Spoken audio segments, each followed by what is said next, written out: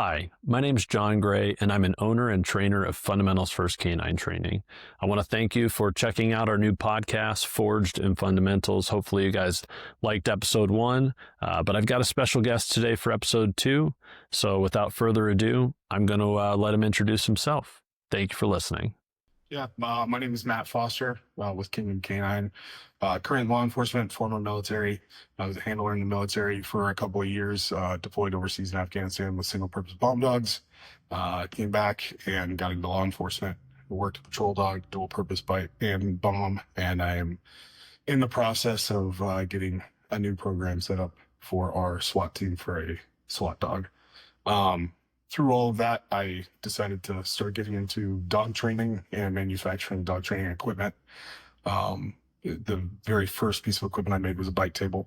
Kind of blew up from there and branched off into several different things. Dopamine boxes, position boxes, set boxes, you name it. Now we're starting to make slap nails and bark fences and stuff like that. So all the big equipment and goodies for everybody to enjoy. And from there, I then started branching into pet dog training, as well as doing decoy seminars, bite mechanics and development seminars, and just overall handling and working dog seminars. Nice.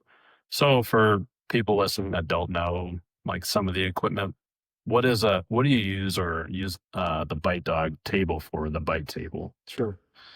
Yeah, I mean, bite tables are a little underrated, I would say. I started using it because I had left my old department, went to my new department, and didn't have anybody to train with. And bite tables are a great way for you to keep up the fundamental skills that you need for bite work, obedience. So they're primarily used for doing bite work and development, teaching dogs proper grip, targeting, and also bringing out some of that forward aggression in them. It keeps them forward focused and Nice. elevated as well, which it helps with their confidence as well. So if you have a dog that's just not quite there yet, Yeah. start to tweak that. But yeah, you can use it for all kinds of different stuff. I have people that have bought tools and they use it primarily for obedience, sits and downs and force fetch, stuff like that. Yeah. Do you think that a lot of agencies or a lot of bite teams are using the table, or you think it's more of a newer catching on piece of equipment to kind of help? Yeah, it's old but new. I mean, to be honest with you, I mean, it's a piece of equipment that, I mean, I wish I could proudly say that I invented it. I did not. But it's something that I think is making a huge comeback now. Lucky for me. I mean, just the right time, I guess. But most major agencies here in Colorado are using my tables now, and then awesome. The military, more specifically the Army, keeps me very busy. So it is having a resurgence, I guess you could say. It's coming back. Yeah. So speaking of the military, you talked about your military background. So I think for people like us that handle dogs here, it's probably a lot different. So I was hoping you could kind of explain, to people listening, what's really the difference in running, maybe specifically a bomb dog overseas versus here, and then maybe the training differences. Sure.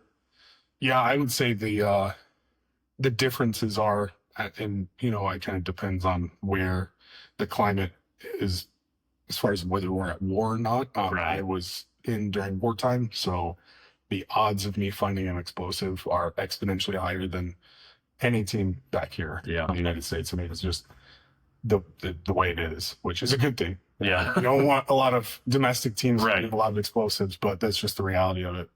I'd say the other difference too is that a lot of what we did was route plans. Unlike here where, you're searching schools and courthouses and churches and sweeping before funerals and major events. A lot of what we did was just for safety, for us to move throughout our area of operations to conduct whatever mission we were doing. So a lot of it was off leash, if not all of it was off leash, versus being here when I ran my dual purpose bomb dog. Everything was on leash. Yeah. So yeah, when you're over there, I mean, you're probably also, I would think of like how we teach dogs here. We teach them to go to source and do different things like that. But I would think over there with a lot of the IEDs and things like that, you almost need to teach more of like a fringe alert or a distance or spatial alert than you would yeah. here. Yeah, you get really good at picking up on changes behavior over there. Even the slightest little twitch, if you're a decent handler and you know what you're looking for. Um, we always used to say my goal was to make sure that my dog never actually sourced explosive, because you never knew if they were going to step on a pressure plate or if it was remote controlled or, you know, command wire, pull type of thing. So yeah, you got really good at learning change behavior there. I would imagine that's pretty important. And if you have so having a dog overseas and kind of, I guess, being on base, or were there other dogs? How many dogs were on your team, or? Yeah, so we were in a very unique spot. We went through a program through K2 Canine Solutions. Essentially, they choose Marines, and they would say, you're Yeah. you're not super incompetent, so we'll give you a dog, right? We don't think you'll break it. But these dogs were already pre-trained. So a lot of these dogs, the DoD went around with some people that they contracted out to, and they would go to these different vendors that had champion bloodline bird hunting dogs and competition dogs that were all trained in off-leash commands and hunting. And basically they were like, we'll take every single dog that's in your channel. And the DoD would just write a check and here you go. So they would take us, they would teach us how to handle the dogs. It was a very unique experience working those dogs because they were already trained there to this stuff. We just kind of had to tweak things a little bit. But you probably had to learn a lot about your specific dog and their behavior, whereas here you might have a little bit more time to, I guess, develop that bond as you go through training because the dog is green sometimes, right? Mostly, yeah. So yeah, it did make it tough when I came back. It kind of opened my eyes. But I think the cool thing was, and back to the original question, was that there were a lot of dogs. I mean, there was tons. I mean, when I was in Afghanistan, we had a kennel where there was, 50, 60 dogs there at a time. That was crazy. But I deployed with 2, right? Okay. And so there was 4 handlers that deployed with me, plus a trainer. They call him an FSR, field service representative. So each of us had 2 dogs that we were handling, so we could just rotate dogs out. So there was a lot of dogs there, not a lot of handlers. So because of that, I got exposed to, because we'd go in and we would help train the other dogs too, just to keep them up to speed. Yeah. So I got exposed to a lot of different dogs, a lot of different personality types. But I also got to do a lot of different cool missions because there just wasn't a lot of us out there. What kind of dogs were you guys primarily using? It was 100% labs. Okay. Yeah. Do you think that, so obviously having multiple dogs out there, were you using multiple dogs for certain things for, like the burnout when you're actually out there? Because, dogs tire out, I'm imagining, with the extreme weather too. Yeah. Even with acclimation, they probably still tire pretty fast. Oh, absolutely. I mean, because I was there kind of on the tail end of summer, the winter, and then the beginning end of the following summer. And we went from 120-degree weather every single day with 0 cloud cover, 0 shade. And the ground is just scorching hot to you'd be out there in the wintertime. It would just be dumping rain. The dirt over there is like a powdered sugar consistency. So you just sink into it. It does not actually absorb and make mud. It's super weird. But yeah, the dogs, they just get toast. Super good. Yeah. And I had a chocolate and a black lab, and we would sub-Q the dogs with IV fluids. So they had IV fluid, little pockets of IV fluids all over their body. But I mean, we were going miles at a time. So I had 2 crates in the back of the mat being that we were working, and I put one dog up, got the next dog out, and they didn't care about me. They're like, just make sure the dog's good to go and keep working it. So that's pretty cool. Yeah, it's definitely sounds like a unique experience because, I think like you mentioned earlier, here we do a lot of precautionary stuff just in terms of sweeps beforehand, before an event, before a funeral, like you said, or something like that. But they're relying on you to really make sure that route is clear. And especially with the volume of IEDs and things like that, you have a lot of pressure on you to make sure your dog is on. Yeah. Yeah. You have to be dialed in for sure. You have your days. Everybody does. Yeah. There was days where we were going for 13, 14 hours at a time. And it's just, you get used to it, but it's the psychological portion of it too that you're talking about that really really takes its toll because there is a lot of pressure. Yeah. But luckily, very luckily, we did not lose anybody to an IED, and I'm not taking credit for that, but I think it was just, you know, somebody up above was looking out for us for sure. But yeah, I mean, it's a lot of pressure because you want to, you know, be an effective team and keep everybody safe, and then not be the one that this dude gets blown up in the route that you just passed by, and everybody's looking at you like, the heck, dude. So, you know, you talked about how they were using 100% labs. Why do you think that is for that unit specifically, or for that purpose, I should say? Honestly, I think just the consistency, genetics, and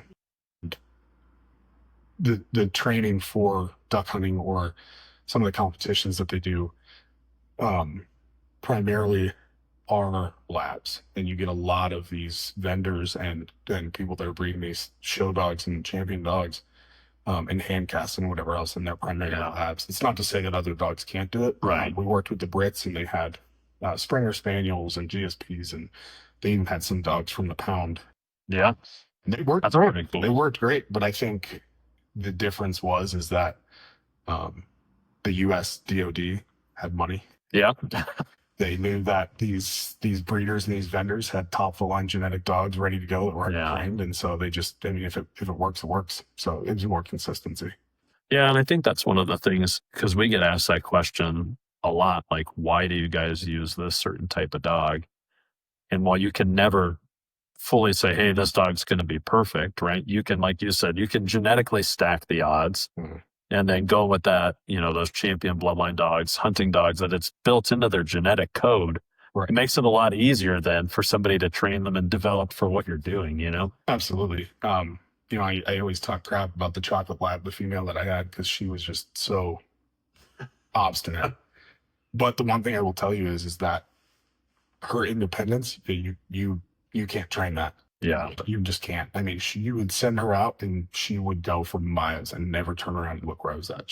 All she knew was, I said go, I'm going and I'm looking. And she would not stop until she heard that whistle. So, and for what you're doing, that's perfect, right? And some handlers might think that's a bad thing, but a lot of independence is really a good thing, because you don't want a Velcro dog, you know, especially doing that. You need go away and go, you know, do your job. Yeah. It's very easy to teach a dog to become a Velcro dog. If you have a dog that's genetically like that, you can make them very dependent. But in my opinion, it's damn near impossible to make a dependent dog independent. They're either born with it or they're not. Yeah. So you went from using labs and bum work to coming back here and now using different dogs, right? And doing quite a bit different work. So I wanted to, give you a chance to talk about what your new ventures are. Yeah. So when I came back, I've been, to be honest with you, I always loved dogs, loved working with dogs. But I never in my wildest dreams thought that I would find a passion training them or handling them.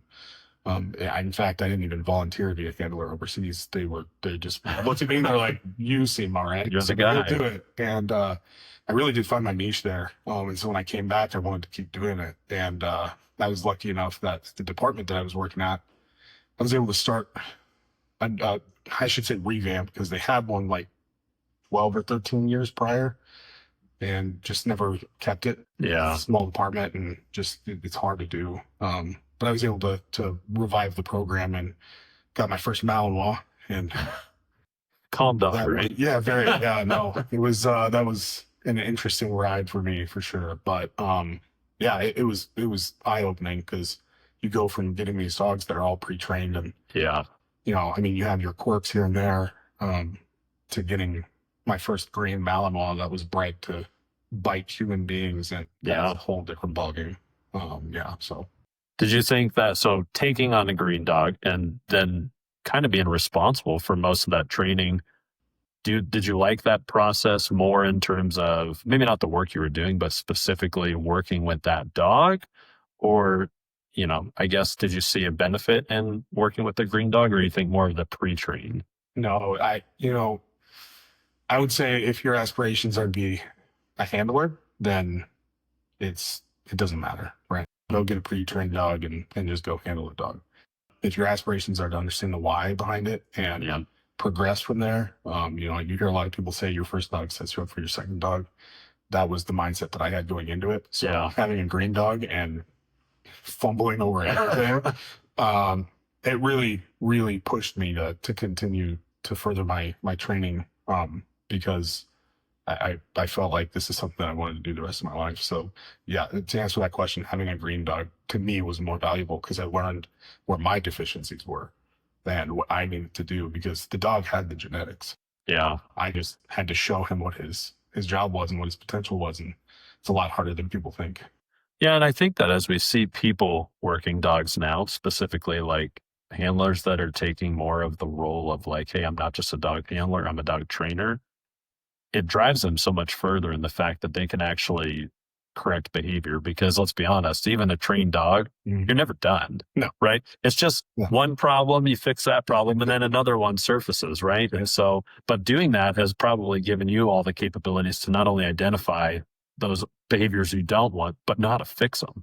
Yeah, it has. Especially since I started teaching these seminars away from like just training an individual dog, you start to see where handler deficiencies are. Yeah.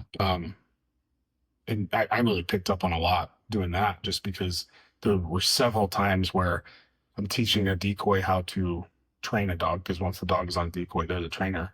But I'm then having to take the leash from the handler and show them what they're doing wrong. Yeah. And they don't know what they don't know, but having to step in and show them, what does back pressure mean? And are you causing the dog to do this unwanted behavior and kind of correct those things? So it really is an eye-opening thing. And my buddy Ben and I were talking about this last week at ATK night. It was just you get a lot of handlers that want nothing to do with training. But when you get a trainer that's a handler, it's a whole different ballgame, right?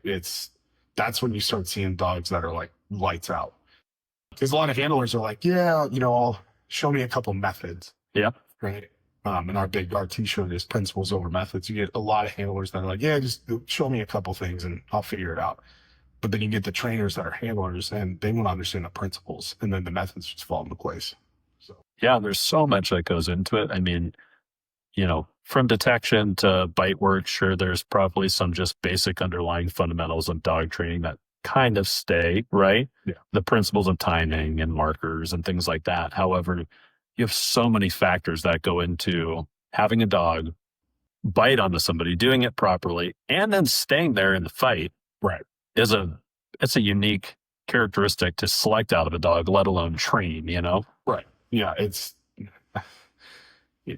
That's why when I said it was a whole different ballgame for me when I got that first Malinois, and now I'm getting a young Dutchie and just seeing just the raw genetics in them and how much meticulous work went into just making that dog. Yeah. Right. Physically making that dog. It's hard to explain. And all the principles that go into just building that foundation, like you said, are paramount. But it's cool. It's fun. It's a fun journey. And I never, in my wildest dreams, thought I would be this into it, but I'm hooked at this point in time. So, well, for people like listening and watching, I mean, I think something that they just see glimpses into, right? Especially with police dogs is, maybe a clip they saw on the internet or a short reel, right? But I think seeing all the behind the scenes work that goes into perfecting that and all the work that you guys do at these bite seminars, teaching handlers and teaching dogs. Yeah. There's a lot that goes into doing this correctly, right? There's a lot of liability in this. So I would imagine that for you going out there and teaching, what are things that you're seeing on the backside that, overall are things that are improving in law enforcement dogs and things that need to? Yeah, I would say the biggest improvement that we're starting to see is that departments, handlers, decoys, they're all wanting to go back to the basics and figure that stuff out, which is really good. Yeah. But that's two sides of the coin. That is still also what needs to be improved is,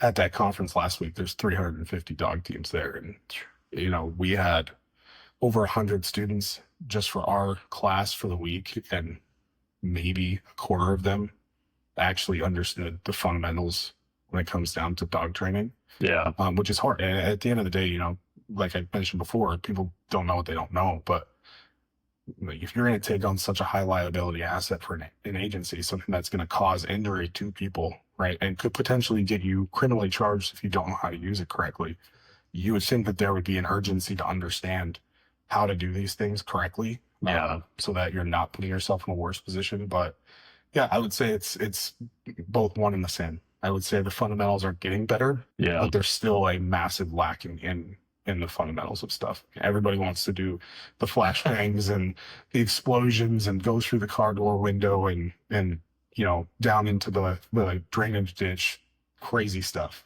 Yeah. But nobody wants to work on grip development. Nobody wants to work on why is your dog stressed out and screaming and pulling and thrashing on a bite? Why are they so stressed when it should be something that they're enjoying, right? So it's two sides to the same coin, I would say. Yeah. And I think, you know, just from what I've heard, and obviously I have not worked a bite dog. And so just kind of, you know, what we hear a lot is that the civilian world, when you talk about like Schutzhund and a lot of these Mondio, right, a sport dog, you know, they're very separate and looked at and critiqued very, you know, harshly, I think, from a law enforcement standpoint for a long time. I think until we started realizing how good civilians were doing things, right? And it's because of that, right? The basics and being open-minded to some of these like core principles rather than the heavy-handed dog training that was happening before, you know, where I think didn't make good dogs, you know? Yeah. It's one of the reasons why at every single one of our seminars, it doesn't matter where it is, doesn't matter what the seminar is, you will always see some PSA, Mondio, doesn't matter. You'll see a sport dog trainer there that I've made friends with because there are things that they are really, really good at, specifically obedience without over control, right? To where they have a dog that will explode into a behavior, but also stop on a dime in the middle of executing that behavior because their obedience is just so dialed in because the fundamentals are there. And it sucks to see because you get a lot of military and law enforcement handlers specifically. The trainers are a whole different game, but just the handlers, because the handlers are the majority, right? You get a lot of them that they find out that you've never handled a police or military dog, and they turn their noses up and they're like, "What can I learn from you?" Actually, you can learn a lot, right? And so that's why I invite a lot of these sport dog people out, and I have them bring their dogs out, and these handlers see how, you know, dialed in these dogs are. And they're like, "Oh, maybe I should talk to this guy." Yeah, maybe you should. Probably a good idea. I think that bridge needs to be mended.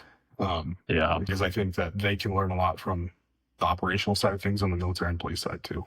Yeah, I think you're right, because when you look at the sport dog side of things, they're competing and they're doing a lot of things, especially when that obedience is paramount, right? And it is on the law enforcement side too, right? But when you have judges sitting there watching everything, how the dog releases, how fast they release, how fast they can go into a certain position and then remain stable in that, you know, versus the operational side of things where you have a police dog and things are just chaos, right? You know, you're going into a chaotic situation and you just need the dog to do the certain job. You're not thinking about all those flashy sport things, but those can really come in and, you know, it kind of really benefit a lot of things, I think, especially when you talk about maybe like stability and then team dynamics, right? I see a lot of people talking about like how hard it is to get a dog to focus on a suspect or something down past a whole team of people. Absolutely. Right. So yeah, it's 100%. I think there is a fine line. And I tell people this all the time. Like, I even tell my pet clients this, you know, with pets, I want that dependency. I want them to look to the owner for the answer, right? Because that builds the engagement between them. That builds a stronger bond, better recall. It's really the biggest thing that I care about is the recall, because when those pets get out the front door and they don't come back because they're like, you're not beneficial to me, right? So there's a fine line between creating too much dependency because you're over controlling your dog versus that chaos that you talk about, where you have a dog that's just wildly biting everybody around him. Yeah. He has no focus at all whatsoever. So there is a fine line for sure. And I do want some reckless abandonment in my working dog, my Yeah. youngest dog for sure. Because like you said, crazy environment. There might be flashbangs going off or an explosive charge on a door. Yeah. I mean, I just watched a video the other day of Tucson police getting into a shooting point blank with a guy while the dog was on the bike. The dog didn't even flinch. Right.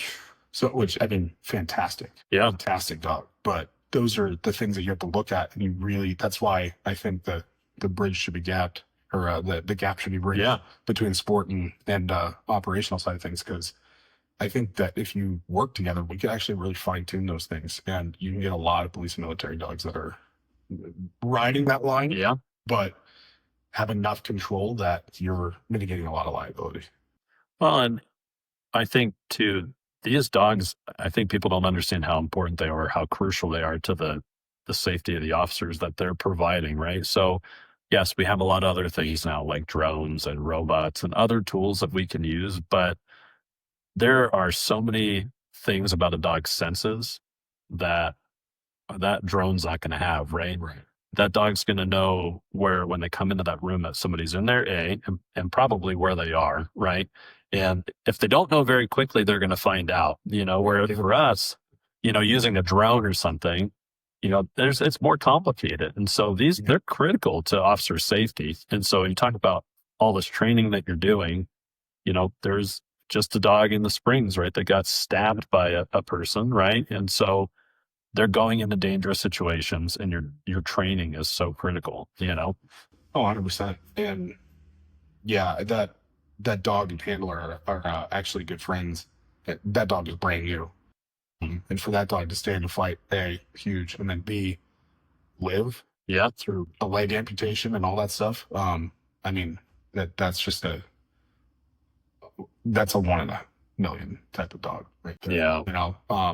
For at such a young age. But yeah, I mean, and Sean might, bounce off of what you're talking about. I guess the big thing is, had they not had that dog to send in there, Mhm. either the suspect would have been dead, an officer would have been dead, or both. And it sucks. You get a lot of people that are like, well, it's animal cruelty in this way. And I get where you're coming from. As a handler, as a trainer, I don't want my dogs to get hurt. I don't want them to get stabbed or shot or killed. I mean, that's horrible. Yeah. I love them. Yeah, they're your partner, right? Yeah, I mean, as much as some people like to try and act like they have no emotional connection to that dog, it's okay, sure thing, pal. Yeah. But I mean, I'll tell you, I 100% do. I Yeah. don't want them to get hurt, but I can tell them that I don't want you to get hurt more. Right. And I think that's the picture that a lot of people don't realize when it comes to the benefit of police dogs, is that had they not sent him in to contact that suspect, and that suspect did what he did, it would have ended in a fatality one way or the other. So, and you have a lot of operational experience working here, and I'm sure that with what you're doing, at work, there's a lot of times where I'm sure that you could see the value of having a dog there. And so I guess my big question is, what are you looking forward to changing, upcoming, getting a new sidekick here? And what is the biggest thing that you think it will impact on your team? Yeah, I think the one thing I'm looking forward to the most is just having that asset, that tool readily available. Not to take away from our patrol handlers at all. It's just, they're not embedded with us. And a lot of the stuff that we do is very rapid and very fluid. And if they're not attached to the hip with us, then it's now we're having to play the catch up game. Yeah. So it's just one of those things where having it there all the time, ready to go, is going to allow us to de-escalate and end situations a lot faster. Whereas we wouldn't be able to, because we're waiting for them to come from a different part of the county, because, they have a different duty than ours. They're patrol canine handlers, and we're a proactive, specialized unit. So I think that is the most exciting thing for me and the team in general, is just having that tool readily available. But also for me, just kind of changing how the dogs operate with us, because it's always been so separate, and we tried it once before and it didn't really work out, and it is what it is. But I think this time around, with my experience that I've gained over the last few years of becoming a trainer and exposing myself to the people that are I would say, some of the leading figures in this industry. I've learned a lot about integrating a dog into a team, and I've learned a lot from the military side and the police side as well. And I think it's going to be a lot of fun. We're going to be able to incorporate the dog more as a member of the team rather than just go grab that tool out of the community. Right. So, And do you think this is something we're going to see more of? Or, I mean, you travel a lot more teaching, by dog stuff. Is there more team integration happening, or? yeah, yes and no. I mean, I would love to say that there's more of it happening from what I've seen there is, but there's a lot that I haven't seen. A lot of teams out there. But I know that a lot of teams are getting out of the mindset of we're going to stay in this bubble and train this and only this because this is what I've always done, to now they're starting to expand out. And, the guy that's helping me train my dog up right now, the reason why I chose him out is because all he does is SWAT integration courses. It's all he does. And he's busy. He travels around a lot. So I think that that's something that's becoming more prudent to these units. And I think that it needs to be. So I hope that it grows even more so than it is right now. But I also only seen like this much of the dog world, I guess you could say. Well, when you started, Kingdom Canine, did you see it going in the direction of traveling all over the country and teaching people? Or was that maybe just a far off thought? To be honest with you, I didn't even think about it. That was something that was so not even on my radar that Ben and I started decoying and teaching, and now traveling around and teaching to all these different agencies all over the country. It was a surprise to me. I think I like to get really good at one thing before I get mediocre at a lot of things. And when I left and wasn't a handler anymore, I was like, well, I can't work on being a handler right now. So what else can I work on? And I wanted to go into the training route. So decoying was like my, gateway to that. Yeah. But no, I never thought that I was going to be traveling around teaching different units how to decoy. I thought this was stuff that everybody already knew. And then we started traveling around and teaching it. And I was like, oh, wow. Well, I'm going to have to track down some good footage of you decoying, because for people who haven't seen the showmanship that goes into all this decoy work. Yes. And then, also it's pretty cool. And, I haven't met Ben, but, just to kind of give him a shout out, what he does with Raider Canine, and, he makes all sorts of really cool leashes and equipment. You guys are doing cool things. And I think for people out there, that might just be thinking about getting into canine or maybe becoming a handler or a trainer, what is something that you would tell them now to either start doing or start researching, or what's a way to kind of start in the right direction for somebody who's maybe thinking about going in the police canine route? Sure. Yeah, definitely. Try to go out and shadow your units training days as best you can. Just be friends with them. Go out there, see what they're doing, ask questions. Just soak up as much information as you can, because you'll start to learn whether or not you want to do it. And then the other thing is get into a bite suit. Honestly, because you get a lot of handlers that they'll do it one time because they have to be a handler, but they learn real quick they don't like wearing the suit and getting bit. Which, okay, I still think as a handler, if you're all going to be helping each other, you need to get bit in the bite suit. So I always tell people, go to a decoy course or go to your canine units training and just be a shoot toy for a while. Do it properly. My suggestion is always go through a decoy course if you can, so that you don't hurt the dogs and you're actually an athlete team. But yeah, I think hanging out with your unit and learning from them, and also getting in the bite suit, there is nothing more upfront, intimate dog training than getting bit by a dog in a bite suit. It changes the whole perspective of things. It's far better than getting bit by a dog not in a bite suit. Yes. But yeah, so I think for a lot of people, networking is huge, right? And especially in the canine world, I find it very valuable. You can learn so many things from other people. And so, I encourage people to network with others, train with people that are more experienced, less experienced. I've learned so many things from people that had no clue how to train a dog. Just because I watched them do something, I'm like, I'm going to steal like that. I like that. Yeah. And so Yep. it's probably something that now you have a big advantage, right? Kind of going around and getting to work with a lot of people. You can learn so much that then benefits, your own personal relationship with your dog and that integration in your team, I would imagine, right? Oh, 100%.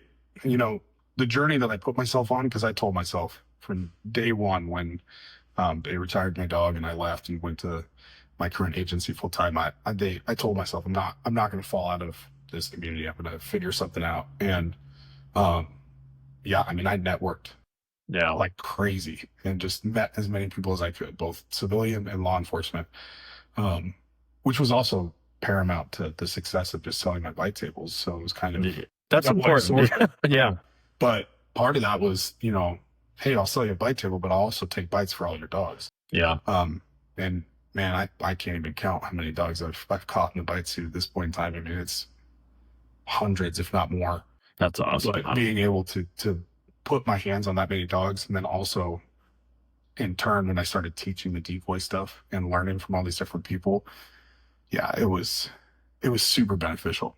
I mean, like I said, that's why I would invite all these other people from outside to come out. I mean, I don't even care if you pay or not, just come train. Yeah. And there was tons of civilians and law enforcement alike that showed up and, like you said, showed me something, and I'm like, I like that. That's actually pretty good. Well, and I know both you and I have both taken the plunge into the pet dog world too. And so, personally, and I don't know what your experience is, but I just feel like, you learn so much from training dogs that have such varying levels of drive and, and not only that, different behaviors that maybe I've just not encountered yet. And now I'm like, I could take all these skills and apply that to my dog at work, right? 100%. And there's a lot of skills I feel like I've learned, because it's easier to train a high drive dog than somebody's Shih Tzu who wants nothing to do with you, right? Yeah, that could care less. And you're like, great, how do I, these people are paying me, what do I do? This dog doesn't even want to get out of its bed. No, I agree. It opened my eyes. And it was Eric Stanbro, actually, at the Colorado Canine Conference last year that, I was like, I'm thinking about getting into pet training, but I don't know. And he's like, hey, stop being an idiot and just do it. I'm like, Yeah. Fine. But yeah, once I got into it, it opened my eyes to how good I had it with the dogs I was working with. But it also helped me figure out a lot of things, more specifically, the power of patience and letting a dog decide for themselves. Being able to take that from the pet world and apply it to the work dog side was huge. Yeah, because when you have a high drive dog, and you've put out some good videos lately that have showed like the drive capping, because they have so much motivation and so much energy that you have to cap that. Or with a pet dog, sometimes you're scooping them up off the floor just to get them to do anything, right? So it's two different worlds, but they have so many things that can benefit one another. Absolutely. I mean, and you're absolutely right. It's a really good balance, I would say. Both sides have helped me kind of meet in the middle, figure everything out. But yeah, I mean, it's just crazy to me how the things on the pet side where I'm trying to get a dog up and moving and just motivate them to do something, right? Just do anything. Yeah. But once you get them motivated, once they figure out what their advantage is, it's super rewarding for the owners, right? Because now you're starting to change their life. And then you take that to the working dog side of things. And I've seen, this last week, out of the 100 students that we had, the majority of them had no idea how to cap their dogs.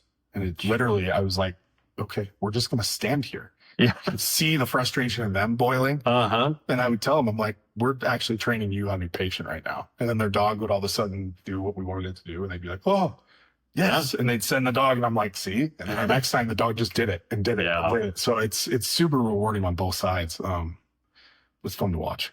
It is pretty fun to watch. And it's cool because I think, just kind of some last thoughts here. It's cool to see some of the pet dog integration into the working dog side, as far as like, the toy used to be like the pinnacle of you had to have a toy motivated dog, and you can do a lot of foundational stuff with food and still be able to build on that toy Yeah. drive and get to where you need to go. Right. But I've heard handlers like, no, my dog won't take food. There's no way my dog is going to take food, right? Or toy or whatever, right? And they're so set in one way. And it's like, hey, be open-minded. Yeah.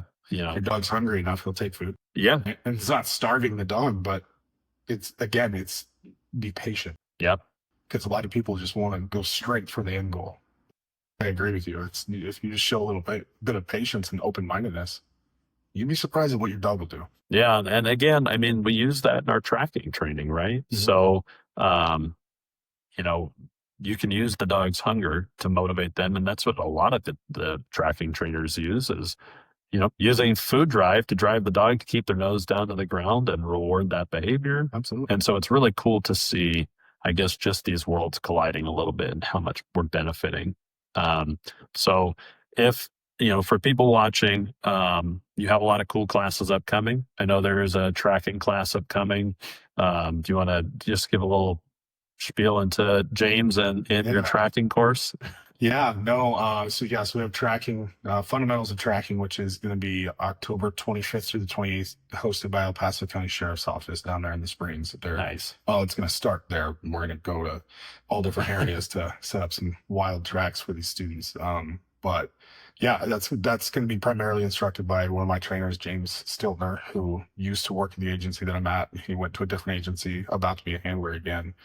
Super talented. Went out to Cedar Creek Kennels and spent 24 weeks out there, something like that, just putting his hands on hundreds of dogs and teaching them tracking, and I mean, even just green dogs, building them up. Yeah. So I love working tracking with him. He is hands down one of the best tracking trainers I've met, and he's still That's good. He's still very new at it. So I'm excited to see where he goes from here. Yeah. You know, because for him to be, I've trained with quite a few different tracking trainers, and for him to be as locked in as he is early on, it's really exciting to see where he's going to go with it. But yeah, so we're holding that class down there, and it's going to be primarily for students whose dogs are already on tracking. Yeah. Because we have a class where it's more the beginning of tracking. The stages, dog doesn't know how to track, and there's a whole evaluation process that goes into it. But for his first official class, we wanted to do something with dogs that already have a base foundation. Yeah. Tracking. So, but yeah, that's what we're going to be doing there. And then I think there's going to be some northern agency is going to host us in November for Awesome. another decoy class, and then we're looking at going out to Ohio for another bike mechanics and development class in December. So if people want to find out information for your classes or buy swag, which I'm going to grab in a second here and kind of show some of the stuff you have, where can they go to do that? Yeah, go to my website, kingdomk-9llc.com, and everything's on our shop there. And then you can find the links to our socials on there as well. Yeah, we'll put your socials up on there. I'm going to grab real fast. We're fortunate enough to get a bunch of cool swag here. So we're going to show some of what you got. So if you guys get a chance to go check out his website, he's got some awesome hats on there. He's got shirts that haven't come out yet, but these shirts are awesome. Yeah, those will be going up on our website soon. We also came up with another one that is on pre-order right now. So Yeah, that one's going to go crazy. So if you guys haven't had a chance to go on his social media page and check that out, I highly suggest you do. But yeah, if you want to grab some Kingdom K9 swag, go check out the website, and we appreciate you coming out and taking your time to talk to us. thanks for having me. Appreciate it.